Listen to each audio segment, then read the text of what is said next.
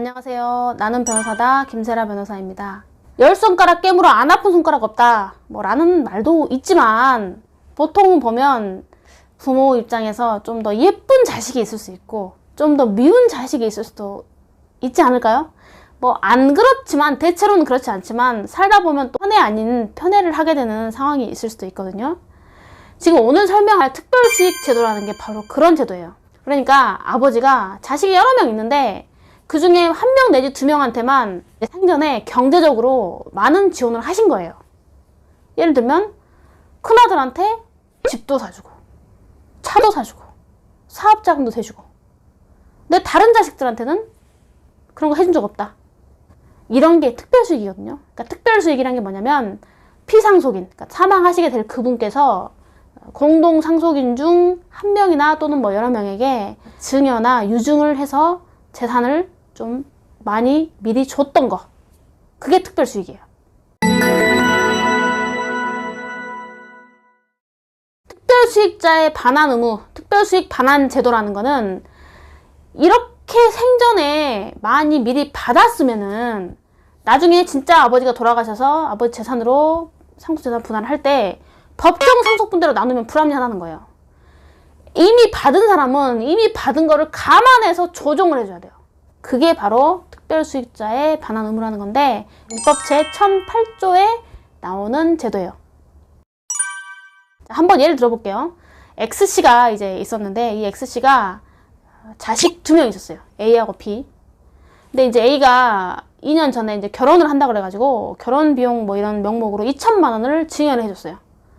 그리고 나서 이 X씨가 최근에 사망을 하게 됐습니다. 사망하시고 나서 X씨 재산을 살펴보니까 한 1억 정도 되는 부동산이 있었어요. 자, 이 경우에 X씨가 A씨한테 2년 전에 증여해준 2천만 원을 감안하지 않고 법정 상속분대로 상속분할을 한다면 B 5천만 원, C 5천만 원 이렇게 되는 거죠. 균분이니까, 공동상속 균분이니까 1대1 이렇게 해서 반반 나눠가지고 되는 거잖아요. 그런데 이렇게 특별수익자, 그러니까 피상속인으로부터 생전에 증여나 유증을 받은 사람이 있어버린 경우에는 특별수익자를 감안해서 구체적인 상속분을 이렇게 계산합니다. 첫 번째, 피상속이 남긴 재산, 적극재산만 의미해요. 재산에다가 그 특별수익한 재산, 증여한 재산을 더해요. 그러면 이 사건에서는 1억에다가 2천만 원을 더한 1억 2천만 원이 되죠.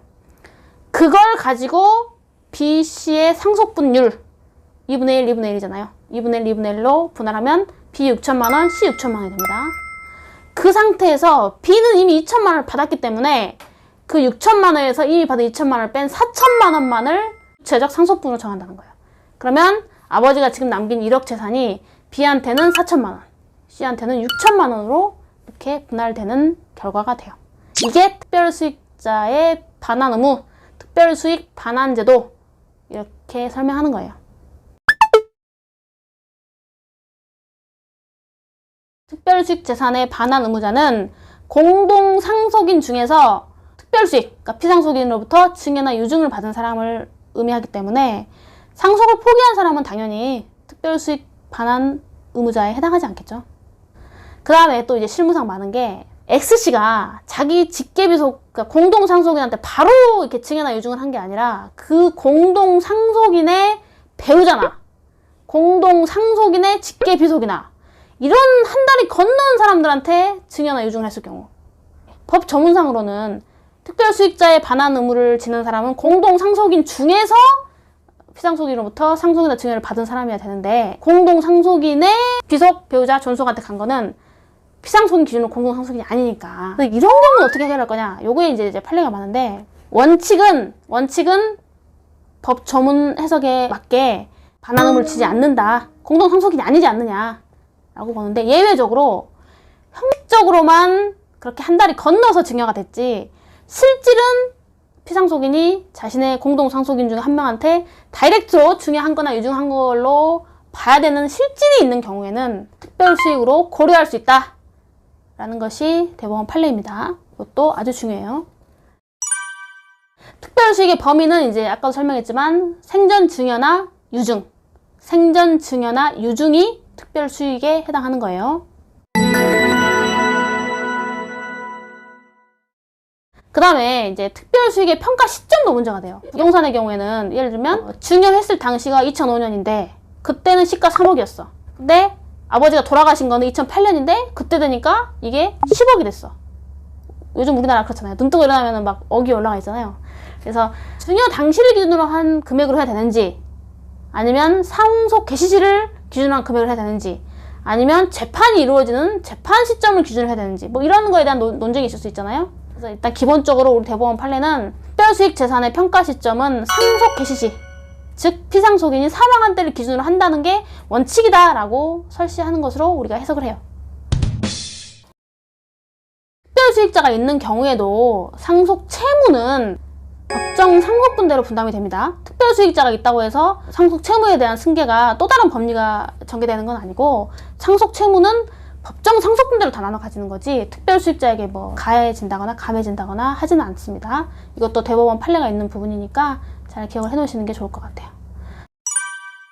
그래서 이제 제가 이제 나눔 변호사다 촬영하는 그 테마 중에 이제 기업은 제도라는 것도 있어요. 이런 것들이 이제 법정 상속 이유를 형식적으로만 적용하는 거에서 탈피해서 구체적인 타당성을 고려한 구체적 상속분을 결정할 때 중요하게 사용되는 개념입니다. 그래서 기업은 특별수익 다 중요하고, 실제 재판을 하다 보면 이제 상속 관한 분쟁 같은 경우는 생각보다 피상속인이 이제 거액의 상당한 유산을 남기고 사망하시는 분도 많아요. 제가 변호사 하다 보면은 제가 여기서 그걸 다 일일이 이게 의뢰인 개인정보를 말할 수는 없지만 굉장히 큰 규모의 유산 상속, 재산 상속 분쟁들, 상속재산 분할 사건들이 많이 있는데, 그때 항상 약방의 감초처럼 항상 나오는 게 특별수익 문제예요. 근데 정말 꼭 그런가 봐요. 꼭 누구한테 더 주고 싶은 그런 마음이 든 자식이 있나 봐요. 저는 아직 그런 경험을 못 해봤는데, 그럼 결국 이제 돌아가시고 나서, 피상속인 사망하시고 나서 형제들 난리를 치는 거예요. 몇 년 전에 아빠가 뭐 송파에 뭐 20억짜리 아파트 사줬잖아. 너 몇 년 전에 아버지가 너한테 벤츠 S클래스 1억짜리 사줬잖아. 너 그렇게 특별수익 다 해놓고 이제 와서 아버지 재산 있는 거 그대로 심플하게 그대로 놓고 그대로 법정 상속분들 나눠 가지자고? 나는 그거 인정 못해. 너 다 받아가는데 너는 받을 게 없어. 오히려 뱉어야 돼. 이렇게 되는 거예요.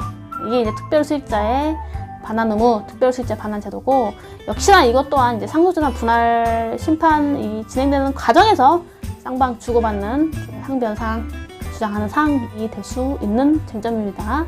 네, 오늘도 이렇게 시청해 주셔서 감사합니다. 구독과 좋아요 꼭 눌러주세요.